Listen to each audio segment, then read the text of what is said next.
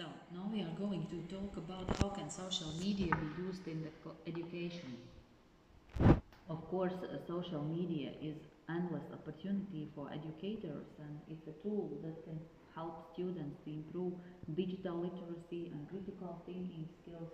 And of course, it can help promote your class, your institution, and yourself as well.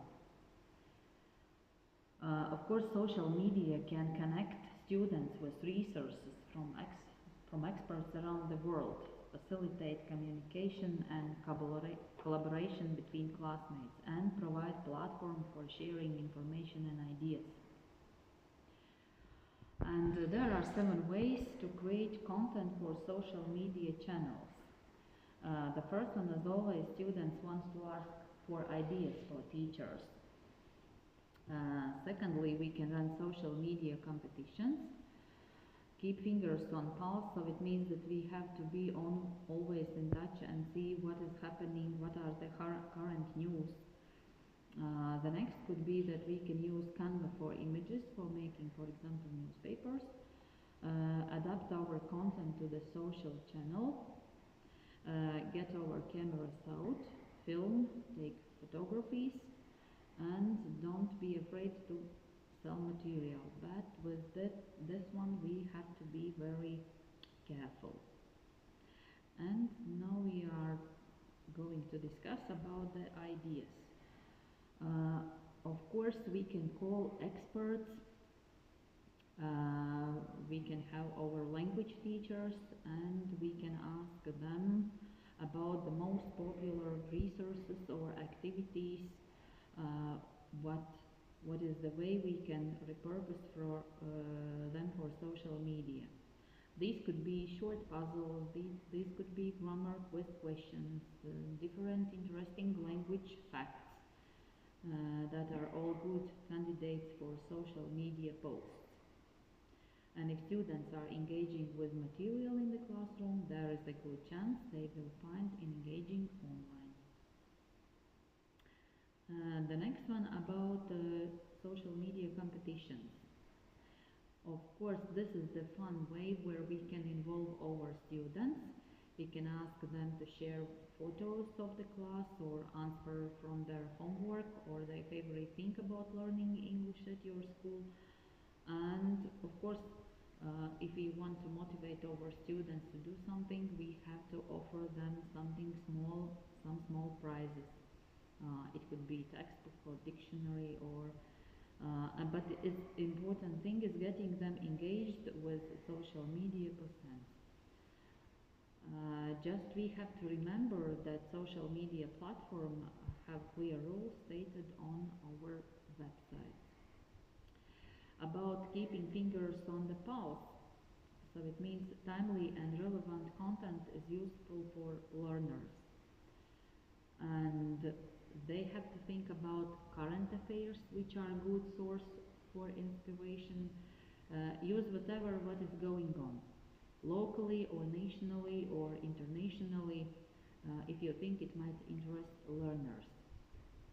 But unless it's part of our curriculum or mission or brand identity, it's always the best to err on the side of caution. For example, if it's something connected with the election in our country, then we can share some political items or political opinions. Or, for example, there is happening the international some kind of sport competition. Then, of course, it's again the material what interests our students, and we can find out information about that. Using Canva for images, it's a good way where we can share our material what we have collected. If we are sharing, for example, quiz questions or vocabulary, it will look much sharper to create an image rather than just typing a status update. And we can use the basic Canva account for free. So, next one, how to adapt our content to the social channel. We don't have to come up with a different post for Twitter or Facebook or Instagram. Instead, we have to think about ways that we can tweak on the post, depending on where you are sharing it. An Instagram post will be more visual. A Facebook post can be more text heavy. A tweet has to be short and sweet. You get the idea. About getting camera out, some social media offers a great opportunity to give potential students an insight into what it's like to study at your school. We can offer for students to share photographs or videos of classroom moments, show group activities, snap teachers in action, take photos of the day-to-day moments around the school. And it's a great way of adding warmth and authentically to your social media presence. This one is tricky one about don't be afraid to sell, because if we are sharing information we have to be very careful about that, but of course it's a good to apply the rule of thirds in social media if we want to post something. And the next point what we are going to discuss is how to use social media in class. For example, blogs. Blogs are the most popular and accepted form of social media in the classroom, and it's a great place for students to practice what they are learning, express themselves in low pressure environment. And the topic that they are going to write, it depends on them. And here are different ways how to do it. At first, the first one could be building a class blog. The second one could be creating lesson based on blogs. Here students can share and exchange their opinions on each blog, decide which seemed for them the most interesting. As well, here can be analyzed the language, for example with samples of the text from each blog. Students can examine differences, what are used in the style or formality, whether it's formal or informal style, what is the lexis, what is the tone, and maybe some of them use the colloquial language.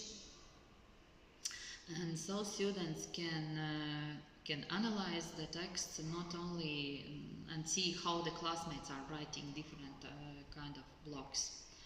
And the third one is having students start their own blog. Of course,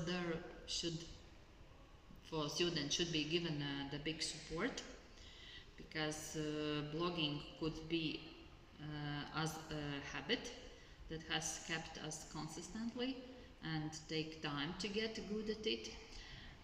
And teachers can do this by examining the discourse features of personal blogs. So, organizing Facebook groups. Of course, assuming all of our students have an existing Facebook account, but we can create a group page with all our students. By having, for example, one central location. Students can post questions about homework, opinions on a class reading, share concerns about the class in the way they may not feel comfortable. Having a group page such as this will increase student feeling of ownership in the class and will give students the opportunity to help each other out. As a teacher, you can use the group page to remind students of upcoming assignments, share links to helpful websites, upload documents, and help answers and questions that your students can't answer. Since most of our classroom is online, having one place to integrate websites, documents, and feedbacks will help students develop these integration skills and think about things from multiple perspectives. Okay, so not only Facebook and not only blogs can be used as a tool for social media in the class. Twitter as well could be used because Twitter is the website where people share ideas using only 160 characters, and it can have a positive effect in the classroom. Virtues, skaņā zina, cilvēki. Tā. Students can use the site to share their opinions about topics in the classroom and start a discussion. They can share pictures to further emphasize their ideas, as well as read updates from celebrities, with each message restricted to 160 characters. Students will be more inclined to read more as there is no intimidating block of text, just a short line to be comprehended. The character limit also encourages clear writing for our students. Here are some activities for using the Twittering course. Twitter Warmer. Here is a focus on the Twitter feed from a news sources such as BBC and CNN. In small groups, learners can read one tweet and try to predict the broader details of the story. And then they can exchange the ideas with another group before checking fuller details online. One more could be Twitter search activity. Twitter has a powerful search tool that allows users to look for specific search items in the Twitter sphere. Here can learners be given an item of new vocabulary. For example, search for authentic examples of use in real time. They can derive the meaning from context with appropriate support from the teacher. As well, students can practice of short forms. The nature of Twitter lends itself to this.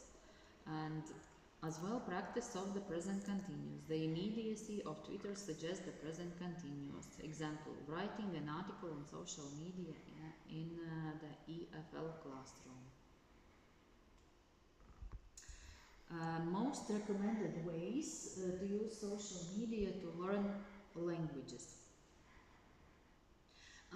This one is the good. Use the translate feature on Facebook because most of majority of our daily reading on Facebook, although the platform is not fully of literary masterpiece, it's quite helpful. By reading a foreign language on Facebook, you will be exposed to slang, common grammatical errors or misspellings. This will force your brain to work extra hard because you will have to infer context. Try to understand cultural cues you may be missing and work out how to understand the way people talk and type. You can set your target language as your official language on Facebook and use the translate this message feature. It can help you quickly learn the mentioned sentences meaning. However, computer translations does very poorly with slang and abbreviations. You will see the machine learning is no substitute for learning a language yourself. Listening music. Of course, foreign language music has never been more accessible to us than it's today. Spotify, YouTube, Netflix are global business used by plenty of people across the globe. On these platforms you can find something in the desired language you like, the sound, or even if you cannot understand the lyrics. Then go through the lyrics online in the original language. You can take help on Google Translate or language dictionaries try and figure out the meaning of the song. Also, if you listen to it on YouTube, you can often find these songs subtitled in English. And the translations may not be proper, but will help you get the gist and of course understand the language to some extent. Interaction with people. Learning to read a new language is great, but truly master it. You must also speak it. Attempting to talk, listen and converse in a new language is critical to learning. And if you are not going to interact or talk to people speaking the same foreign language you wish to learn, you will not master the language. If you do not interact, you will need to speak it at home, even if it makes you uncomfortable. Otherwise, your language will forever remain at theoretical level. Becoming a follower. Uh, yes, of course, you can become the follower, but the best way to begin your language learning via social network is to follow several accounts posted in your target language. It will help you to start by thinking about an objective. For example, if you want to learn food vocabulary, you can follow a cooking account. If you are interested in sport, travel, memes, the basics of the general language or any topic, there is account for this. In addition, if you follow these accounts, they will start to appear in your diet, so you can add a little language practice into your daily schedule. Make boards on Pinterest. Pinterest can be a beneficial tool for language learners. This platform allows you to organize boards by keeping ideas and information, like vocabulary games and grammar rules, readily accessible, allowing to reference it as needed, whether during the actual lesson or while you are planning to learn yourself. The platform's visual nature may be efficient for those children who learn best when they have seen images tied to words.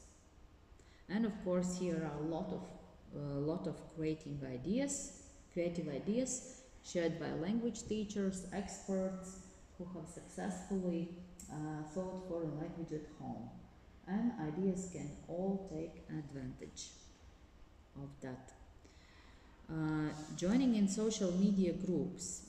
On social media network site, groups they are enable you to connect, network with like-minded people and interact with them, and let you learn new things like language, vocabulary, and knowledge about many other things. Using blogs as discussion forums. Of course, blogs have become increasingly popular for content creation are read by students worldwide. This is because educational blogs can be easily linked back to classroom groups, making it easier to quickly deliver knowledge and learn second languages. And there are several platforms where you can use, which you can use for learning languages. Interacting through games and apps. Of course, there are a lot of popular games and applications which are designed to be like educational apps, but innovative teachers are taking advantage and finding ways to use these technologies for learning. For example, most popular games, they have a huge community of educators using it for real learning. And language learning teachers are getting learners to collaborate and communicate in English to build their own words. And in conclusion, I would like to say that anyway, as today we have a lot of information, we have to be very careful to fake news and fake information that we receive, and we have to pay attention to media, whether it really seems for you trustable. You have to pay attention to the data of the information. Maybe this new what you have read is the old one. Maybe someone tries to interpret with his or her own purpose. Whether there is shown the author who wrote the article. Of course, there should be a notice whether it's some kind of advertisement project or collaboration project, where it could be shown under or at the article, whether it's written with the small letters beside the article. Next, you have to pay attention to the opinion of the author. Whether it's shown in a new material. If yes, then what is the comment? There could be given, for example, some journalistic genre what asks the neutrality of the author. And then you have to pay attention to the resources of the information. What are they? Whether it's given the reference, whether it's some kind of search, whether it's given from the news agency, maybe this is the interview with someone. But of course, these things not always gives you the trustable information. One more thing, there should be the balance among the opinions. Of course, the facts, what facts are used, whether these facts are emotional, whether they have given arguments. Next, we have to pay attention to the people, subject, and the what kind of things are happened, whether they are regular or just only used once. Of course, the visual effects are very important, video or picture illustrations. Then you have to look at what type of them are used. Sometimes they are authentical pictures, videos, but sometimes maybe they are taken from somewhere. The next point what we have to pay attention is what are the reasons for making news, and there you have to predict what are the reasons, what reasons could be used for creating these news. And the last 2 points about very specific elements. For example, whether are used only to take your attention.